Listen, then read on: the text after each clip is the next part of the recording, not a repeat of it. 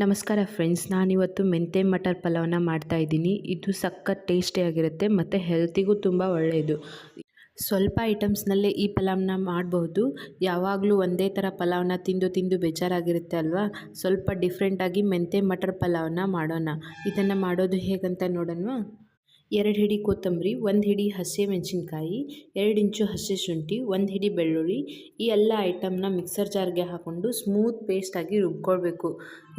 Mixer ಜಾರ್ನ ತೊಗೊಂಡು ಕೊತ್ತಂಬರಿನ ಹಾಕ್ಕೊಳ್ತಾ ಇದ್ದೀನಿ, ಹಸಿ ಶುಂಠಿನ ಹಾಕ್ಕೊಳ್ತಾ ಇದ್ದೀನಿ, 1 ಹಿಡಿ ಆಗುವಷ್ಟು ಬೆಳ್ಳುಳ್ಳಿನ ಹಾಕ್ಕೊಳ್ತಾ ಇದ್ದೀನಿ, 1 ಹಿಡಿ ಆಗುವಷ್ಟು ಹಸಿಮೆಣಸಿನ್ಕಾಯಿನ ಹಾಕ್ಕೊಂಡು ಸ್ವಲ್ಪ ಪ್ರಮಾಣದ ಅರ್ಧ ಕಪ್ಪಷ್ಟು ನೀರನ್ನು ಹಾಕ್ಕೊಳ್ಬೇಕು.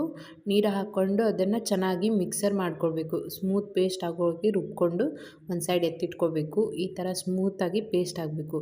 ನಂತರ ಒಂದು ಕುಕ್ಕರನ್ನು ಗ್ಯಾಸ್ ಮೇಲೆ ಇಟ್ಕೊಂಡು ಸ್ಟೋವ್ನ ಆನ್ ಮಾಡಿಕೊಂಡು ಗ್ಯಾಸ್ ಫ್ಲೇಮನ್ನು ಹೈಯಲ್ಲೇ ಇಟ್ಕೊಂಡು 1 ನಿಮಿಷ ಕುಕ್ಕರ್ ಸ್ವಲ್ಪ ಬಿಸಿ ಆಗಬೇಕು. ಬಿಸಿ ಆದ ನಂತರ ಅದಕ್ಕೆ 2 ಕಪ್ ಆಗುವಷ್ಟು ಎಣ್ಣೆನ ಹಾಕ್ಕೊಳ್ತಾ ಇದ್ದೀನಿ.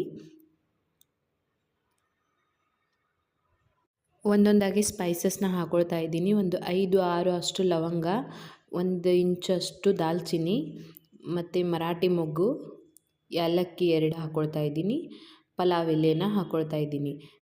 ಸ್ವಲ್ಪ ಸ್ಪೈಸಸ್ ಎಲ್ಲ ಕಲರ್ ಚೇಂಜ್ ಆಗೋವರೆಗೂ ಫ್ರೈ ಮಾಡಿಕೊಂಡು ಅದಕ್ಕೆ ನಾನು ಈಗ ಮೀಡಿಯಮ್ ಸೈಜ್ ಆಗಿರುವಂತಹ 4 ಈರುಳ್ಳಿನ ಕಟ್ ಮಾಡಿ ಇಟ್ಕೊಂಡಿದ್ದೀನಿ ಉದ್ದುದ್ದಾಗಿ.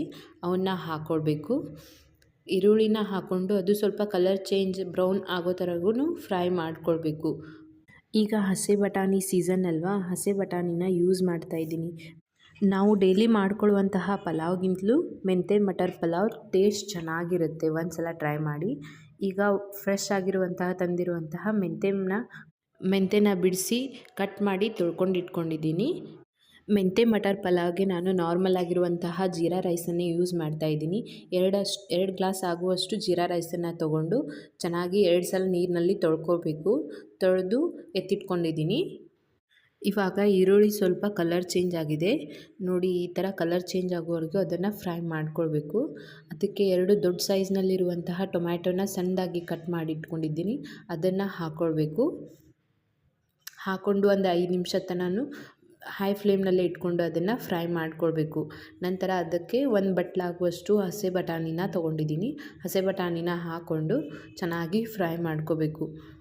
ಹಸಿ ಬಟಾಣಿನ 2 ನಿಮಿಷ ಫ್ರೈ ಮಾಡಿದರೆ ಸಾಕು. ಯಾಕಂದರೆ ಅದು ಹಸಿಯಾಗಿರುತ್ತಲ್ವ, ಬೇಗನೆ ಬೆಂದ್ಕೊಳ್ಳುತ್ತೆ. ನಂತರ ಅದಕ್ಕೆ ಮೆಂತ್ಯ ಪಲ್ಯನ ಕಟ್ ಮಾಡಿ ಇಟ್ಕೊಂಡಿದ್ದೀನಲ್ವ, ಅದನ್ನು ಹಾಕ್ಕೊಂಡು ಮೆಂತ್ಯ ಹಸಿ ವಾಸನೆ ಹೋಗೋ ತನಕ ಸ್ವಲ್ಪ ಫ್ರೈ ಮಾಡ್ಕೊಳ್ಬೇಕು. ಒಂದು 2 ನಿಮಿಷ ತನಕ ಅದನ್ನು ಚೆನ್ನಾಗಿ ಮಿಕ್ಸ್ ಮಾಡಿಕೊಂಡು ಫ್ರೈ ಮಾಡ್ಕೊಳ್ಬೇಕು.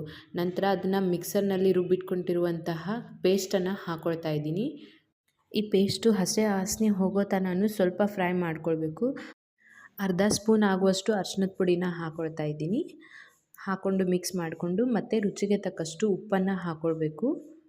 ಪಲಾವ್ ಅಂದಮೇಲೆ ನಾವು ಕಾಮನ್ ಆಗಿ ಫ್ಲವರ್ನ ಯೂಸ್ ಮಾಡ್ತೀವಿ. 1 ಹಿಡಿ ಆಗುವಷ್ಟು ಫ್ಲವರ್ನ ಹಾಕ್ಕೊಳ್ತಾ ಇದ್ದೀನಿ. ಹಾಕ್ಕೊಂಡು ಅದನ್ನು ಮಿಕ್ಸ್ ಮಾಡಬೇಕು.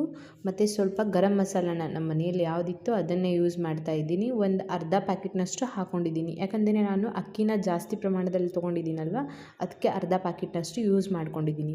ನಿಮ್ಮ ಕ್ವಾಂಟಿಟಿ ತಕ್ಕಂಗೆ, ಟೇಸ್ಟ್ಗೆ ತಕ್ಕಾಗೆ ಗರಂ ಮಸಾಲಾನ ಯೂಸ್ ಮಾಡ್ಕೊಳ್ಳಿ. ಈಗ ಎಲ್ಲನೂ ಹಾಕಿ ಚೆನ್ನಾಗಿ ಮಿಕ್ಸ್ ಮಾಡ್ಕೊಳ್ತಾ ಇದ್ದೀನಿ. 2 ನಿಮಿಷ ಅದನ್ನು ಫ್ರೈ ಮಾಡ್ಕೊಳ್ಳಿ. ಈಗ ತೊಳೆದಿಟ್ಕೊಂಡಿರುವಂತಹ ಅಕ್ಕಿನ ಹಾಕ್ಕೊಳ್ತಾ ಇದ್ದೀನಿ. ಹಾಕ್ಕೊಂಡು ಒಂದು ಸಲ ಸ್ಪೂನ್ನಿಂದ ಚೆನ್ನಾಗಿ ಎಲ್ಲನೂ ಮಿಕ್ಸ್ ಮಾಡ್ಕೊಳ್ಳಿ. ಈಗ 1 ಗ್ಲಾಸ್ ಅಕ್ಕಿಗೆ ನಾನು 2 ಗ್ಲಾಸ್ ನೀರಿನ ಅಳತೆನ ತೊಗೊಂಡಿದ್ದೀನಿ. ನಾನು 2 ಗ್ಲಾಸ್ ಅಕ್ಕಿನ ತೊಗೊಂಡಿದ್ದೀನಿ. ಅದಕ್ಕೆ 4 ಗ್ಲಾಸ್ ನೀರನ್ನು ಹಾಕ್ಕೊಳ್ತಾ ಇದ್ದೀನಿ. ನೀರನ್ನು ಹಾಕ್ಬಿಟ್ಟು ಸ್ವಲ್ಪ ಮಿಕ್ಸ್ ಮಾಡಿಕೊಂಡು ಅದು ಓಪನ್ನಲ್ಲೇ 2 ನಿಮಿಷ ಕುದಿಬೇಕು. ಅದು ನೀರು ಕುದಿ ಬಂದ ನಂತರ ಲಿಡ್ಡನ್ನು ಕ್ಲೋಸ್ ಮಾಡಿ 2 ವಿಸಿಲ್ನ ಮಾಡ್ಕೊಳ್ತಾ ಇದ್ದೀನಿ.